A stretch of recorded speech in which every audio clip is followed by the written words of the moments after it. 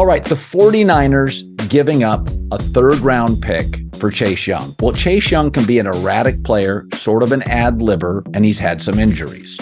So he's never been as good as we think, but opposite Bosa, who's getting double-teamed on every snap, it gives them another edge.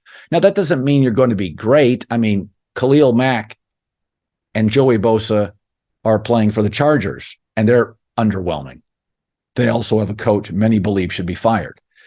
But I think that what the 49ers are looking at, they got their first-round pick, they got their second-round pick, and you start looking at the third-round pick for the 49ers in this roster, who could start? I mean, they don't need a receiver. They don't need a running back. They've got their quarterback. Debo and Brandon Ayuk, they've got their receivers.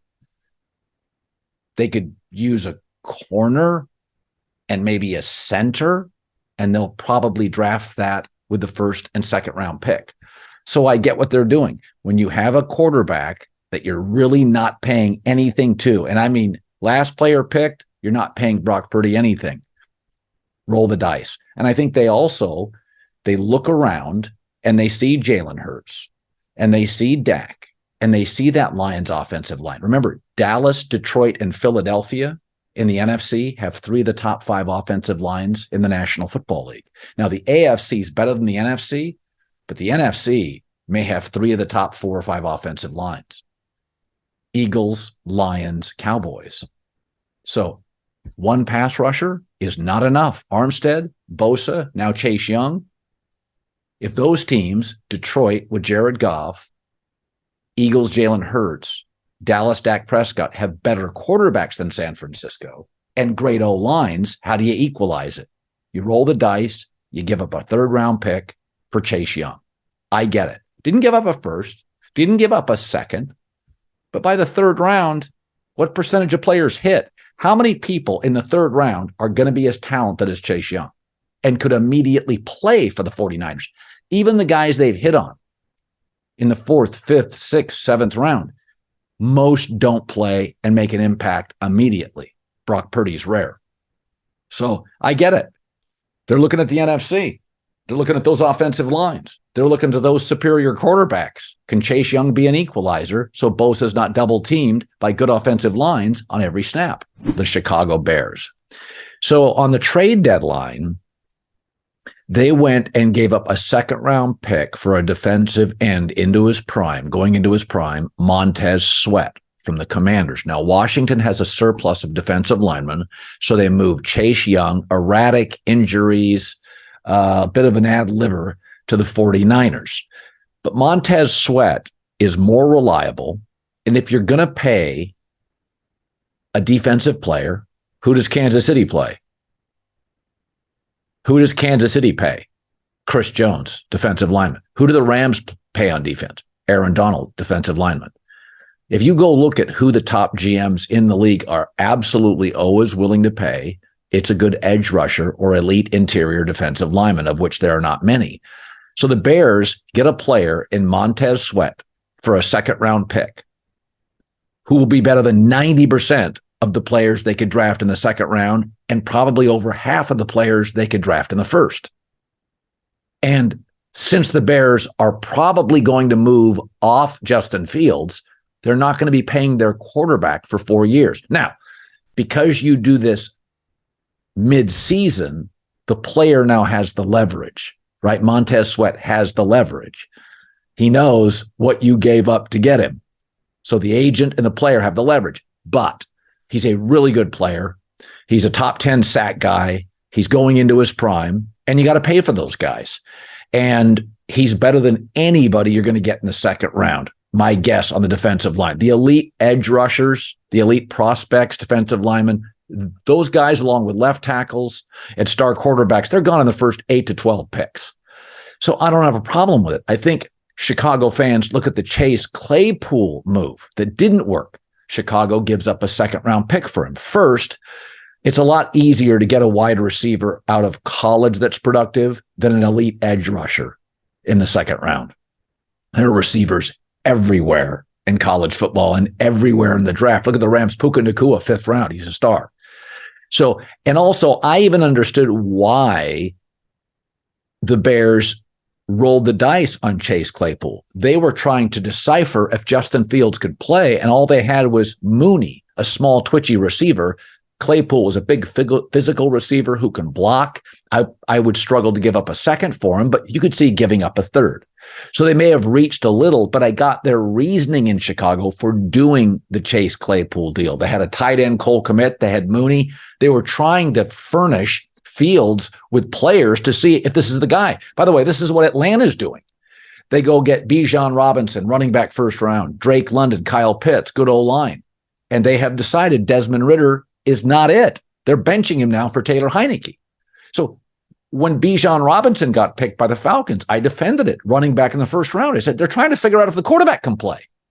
If you give them second-tier players, you'll never know. You'll have to guess. Falcons have an offensive coach, good young weapons, and Desmond Ridder can't score with them.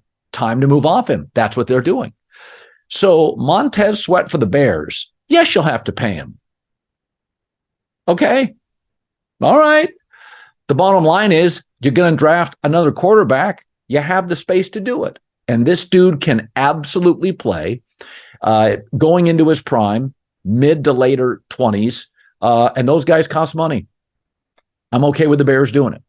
Okay, Green Bay did something I like. Rasul Douglas is a very physical corner. He's not as good as Jair Alexander, but they went and traded him to Buffalo, who needs a corner, right? They're a contender. Green Bay with Jordan Love isn't.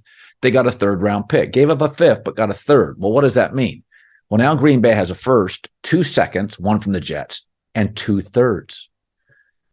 5 picks, first 3 rounds. That gives them ammo to move up to get their quarterback. Green Bay right now, I think, would have the 6th pick, so they may not need that ammo.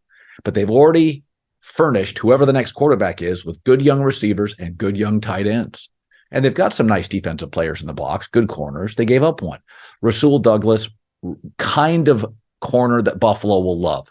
Tough kid, has played in cold weather, very physical, plays hard every Sunday. You know, he's not great. He's not Jair Alexander. He's not Sauce Gardner, Patrick Surtain of Denver. But how many lockdown guys are there in the league? 8, 6, 4?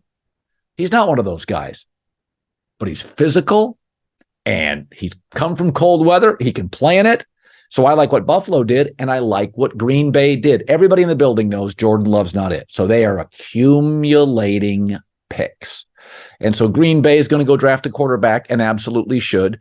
Now, a couple of seconds, a couple of thirds, they'll go get a left tackle. They'll probably shore up some defensive positions, draft another corner. I think Rasul Douglas was going to be pretty expensive cap hit next year. Don't know exactly what it was, but it's pretty expensive.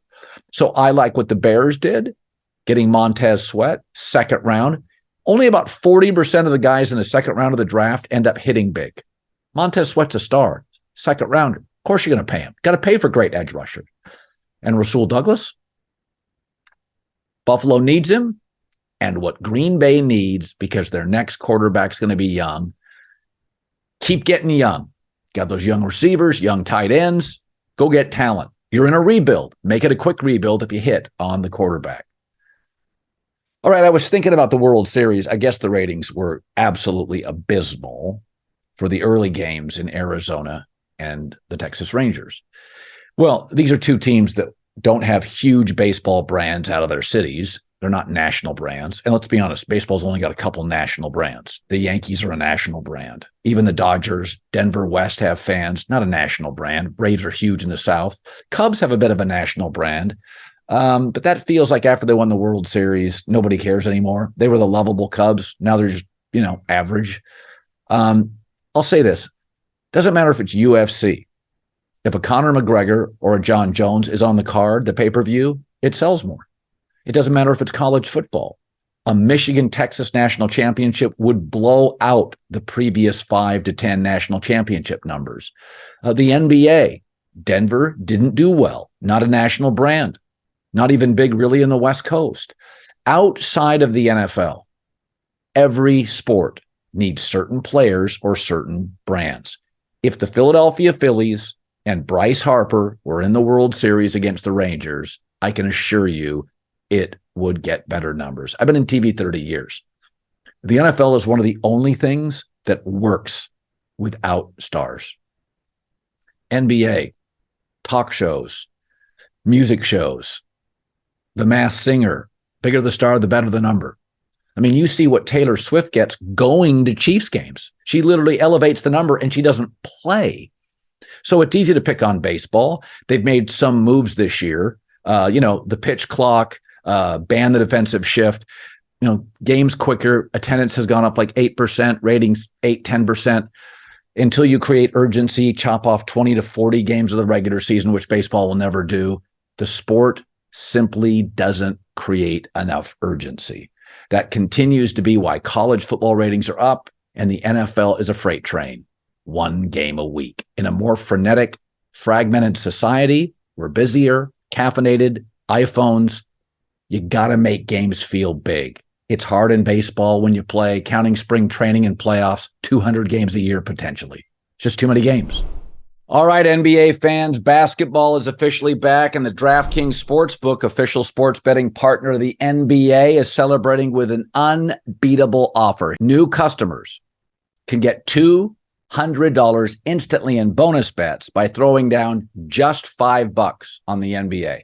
That is a good deal. Win or lose, doesn't matter. You'll start the season with an instant W, a win.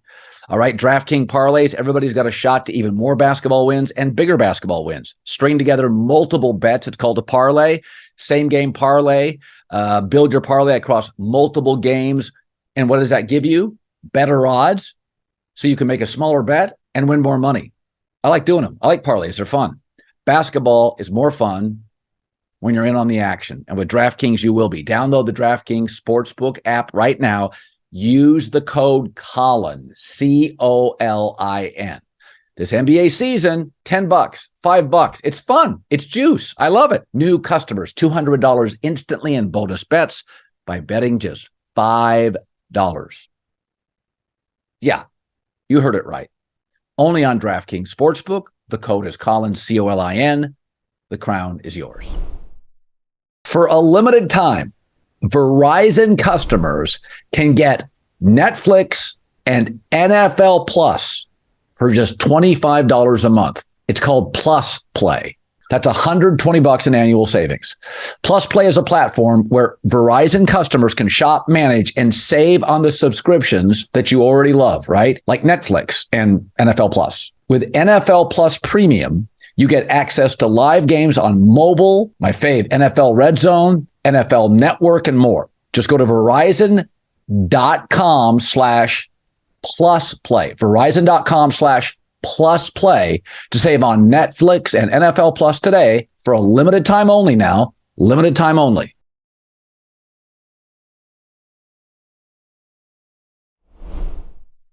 So a few years ago, we always get upset whenever there are rule changes. And invariably, whenever there's a roughing the passer call and fans get worked up, this is outrageous. The game's going to hell. This is no good. You'll know why they protect the quarterback in the NFL. So what are we in, week 8 or 9? Listen to this. Week 9 we're going into. The Thursday game is Will Levis against, we hope, Kenny Pickett. The game overseas is the best of the weekend. We get Mahomes against Tua. We also do get Dak Prescott against Jalen Hurts. That feels really, really big. But listen to some of these matchups this week in the NFL between quarterbacks. Vikings, Josh Dobbs against Taylor Heineke of the Falcons. The Bears back up against Derek Carr. The Rams back up against Jordan Love. Sam Howell for the Commanders against Mac Jones. Geno Smith. Yeah, he's a TV turner. Against Lamar Jackson. CJ Stroud hosting Baker Mayfield. Whoever's quarterbacking Arizona against whoever is quarterbacking Cleveland.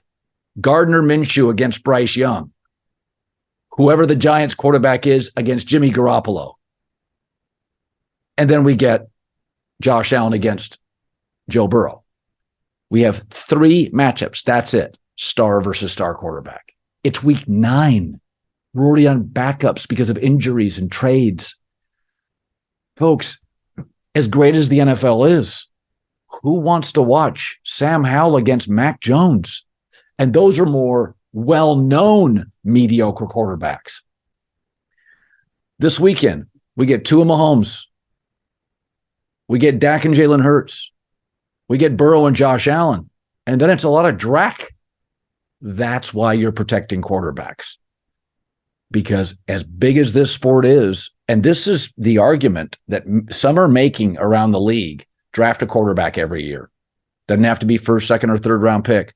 Draft a quarterback every year. This week's schedule is a great advantage. I mean, I find Will Levis against Kenny Pickett Thursday.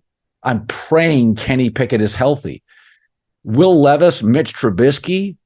I mean, and that's with the iconic Steelers brand. That is a hard watch. That just screams 3 and out for 3.5 hours for the Steelers.